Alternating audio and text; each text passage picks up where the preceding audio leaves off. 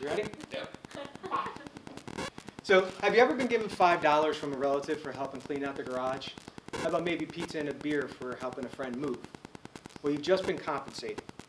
Lucia Castellucci, Bianca Gonzalez, Dan Kozlowski, Devin Loden, and myself will talk to you today about compensation. So what is compensation? Compensation's definition is the act or state of compensating as by rewarding somebody for a service. Well, that's just a fancy way of saying getting a reward for completing a task. So today we're going to be talking to you about 5 main topics that we felt were most important about compensation. That's going to be pay, benefits, ethics, compensation system, and executive compensation. So I'm going to start off today discussing pay and the 2 different forms of that. So they are direct and indirect pay. So we all wish to get a good job, maybe have a good salary, hopefully pay off our student loans, and put a little bit of money away for our retirement.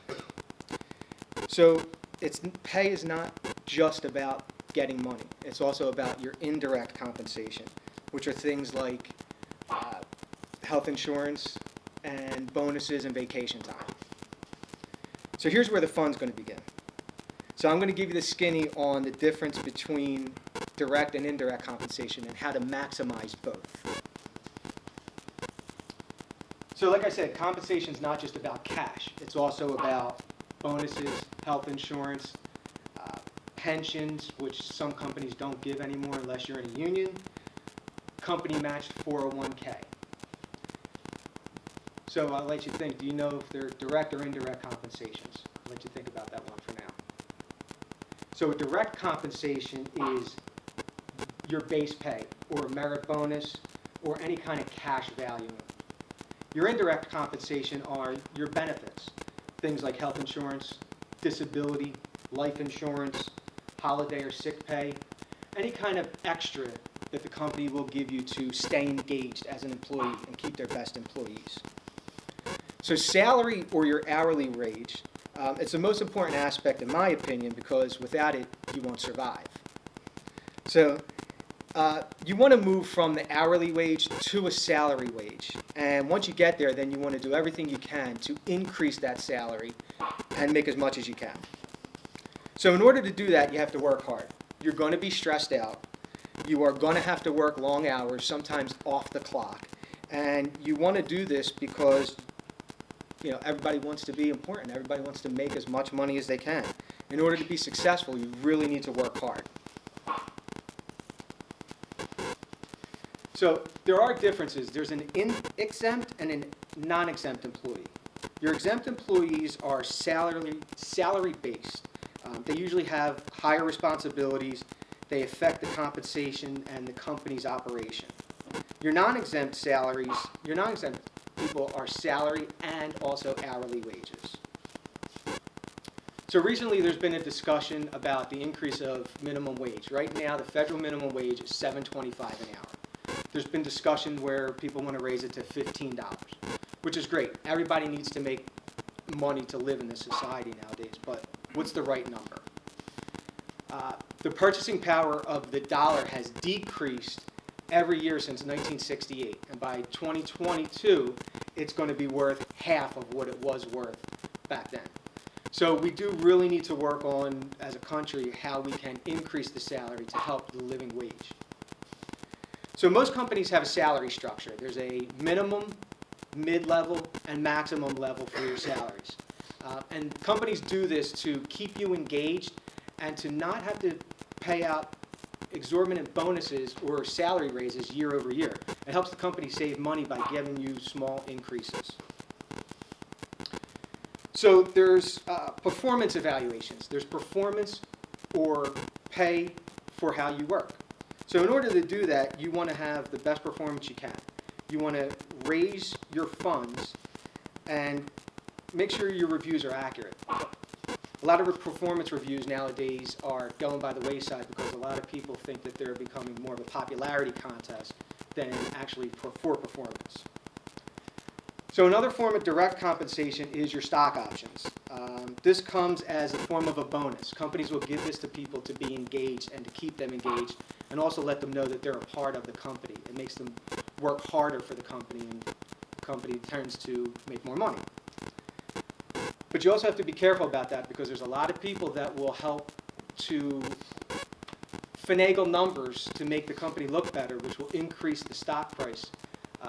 That is ethics, and we're going to talk about that pretty soon. So your indirect compensation, this is where you're going to get all your extended benefits.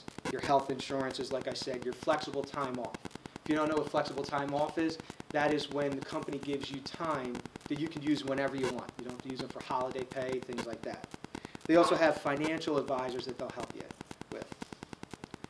So the last part of our indirect compensation is recognition. A lot of companies put rewards and recognitions together, but actually what I've learned was reward is a salary almost, or an extension of a pay, which is actually a direct compensation, not an indirect compensation.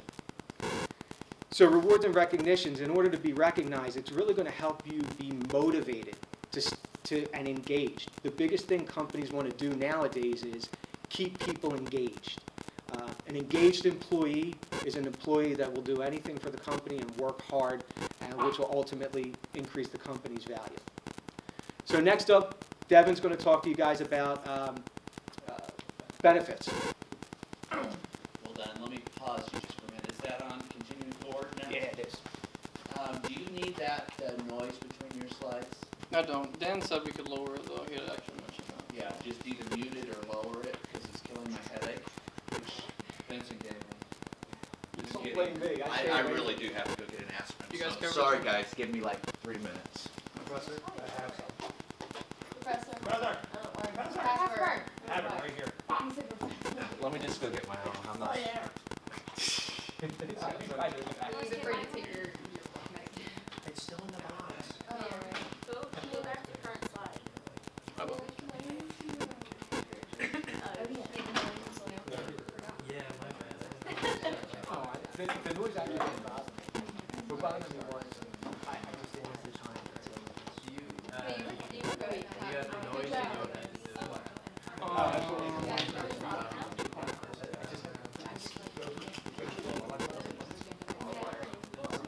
You guys care to turn it off completely, or do you want it on still? Yeah, we can. You guys should just leave as you present. I mean, you don't need to hear all No, of we're it. not saying. No one's paying attention anyway. I know. Well, I see when I'm going to look at No, listen, I'm going to make That's what sure, we're doing I'm tonight, paying so that's attention what I'm to you. Yeah. Because I'm going to have to answer 2 questions that you guys put out there, so I'm going to make sure I pay attention. Write it. Oh, No, no, you have no. your own. Google it. My questions are Google. Yeah, I have to write 2 questions on compensation. How do I know what Our they're... slides are gonna be up on Blackboard. What about they? They're gonna be up on Blackboard. Their videos. Oh, yeah. They're going to be on YouTube. Oh, well, we can look at their I My ain't got questions, time to sit my through everybody's questions you video. can Google. I promise, they're easy. Am I wrong? Google. Yeah. I mean, I got everything on Google, so.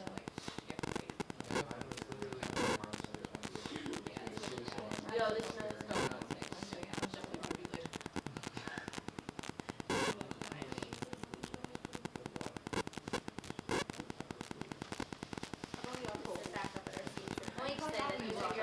Yeah. That's still on. That's still on. Is this still on? How do you start from the current slide?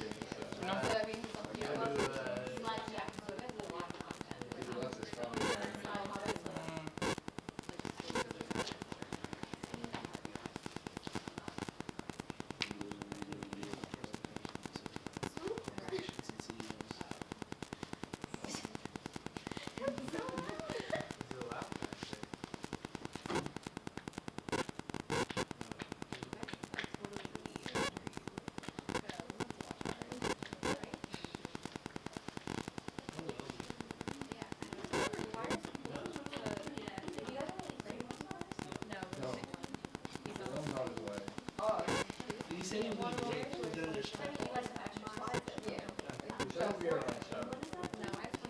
I'm just sending them one. There was a car that went into like the trees. Like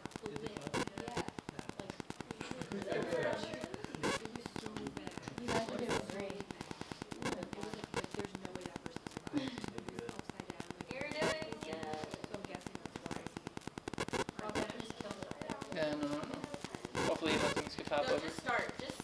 Yeah. So that when you come You in, you're really halfway should through. start on like slide 3. Can you do that? And be like, oh, I didn't know. You did. Like, please don't make me start over. No, continue. Yeah, you don't have to do it.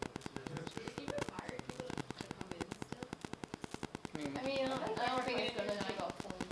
What? I don't think it's gonna take off points For at not all. showing up. I mean, it's extra credit points too. so I made it to 19. What's that? You're outside, you don't look at the wall up. Slide 18. Her name is Alice. We're done, we finished. No, I'm kidding.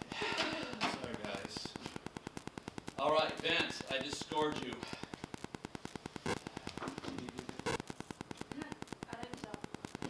Next. Are you ready?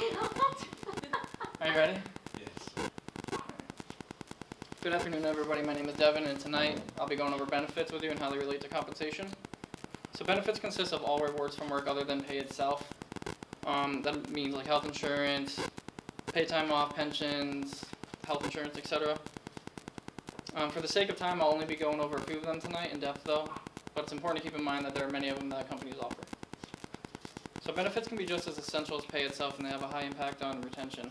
This is because a lot of employees wouldn't be able to actually pay for these benefits if they were just relying on their pay alone. And not only that, but some benefits, they get better over time, such as paid vacation, which entices employees to stay with their companies longer. So although benefits have a high impact on retention, they actually have little to no impact on motivation. There's a few reasons for this. So one reason is because benefits aren't contingent on performance. So this just means that like the better you do, the better you perform. Doesn't mean you're going to get better health insurance benefits or anything like that. However, there are some benefits that are slightly contingent on performance, which I'll get into later, but most aren't. Also, a lot of employees view benefits as a right rather than a privilege, and they don't really understand or realize how much goes into benefits, especially from the employer's end. Most oftentimes, employers are going to be paying just as much, almost just as much as they do pay itself for benefits. Which leads into strategic benefits and mandatory benefits. So there's actually 6 mandatory benefits in the state of New Jersey. That includes temporary disability insurance, unpaid family medical leave, Social Security, unemployment insurance, workers' compensation, and unpaid domestic violence leave. And again, these aren't strategic because every company in the state of New Jersey has to offer these. So strategic benefits usually have what's called a sustained competitive advantage that separates them from other companies. And it requires other employers to be unwilling or possibly even just completely unable to match these benefits. These include things like unlimited paid time off, as many vacation days as you want, and things that are normally just considered really impractical or unrealistic, which is why other companies won't do them. But it's also important to keep in mind when you're using strategic benefits what your actual focus is and your employee population. So for example, if all of your employees are younger people, you don't want benefits like tuition reimbursement, perhaps like an on-site gym, a housing allowance, and things like that. So moving into health insurance, probably the most popular benefit. A lot of the employees and their families heavily rely on this benefit. And typically, when an employer provides a health insurance for their employees, they'll choose, the business will purchase a plan or plans depending on how big the business is from insurance companies to support any employees and dependents who fall under that plan. It's important to understand though that benefits, especially health benefits, aren't free for the employers or the employees. And there's a lot that go into them. Each month, money will be deducted out of your paycheck, obviously, to help pay for these benefits, as well as the company will be helping toward paying these benefits as well.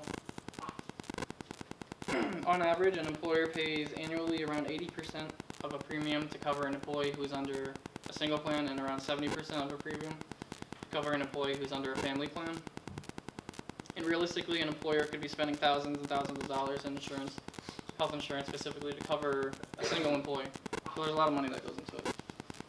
Another popular and highly sought after benefit is paid vacation. So the number of paid vacation days actually accrues with how long you're with the company. So going back to what I mentioned earlier about retention, and it generally is based on your years of service as well as how high up and what your job title is and your position with the company.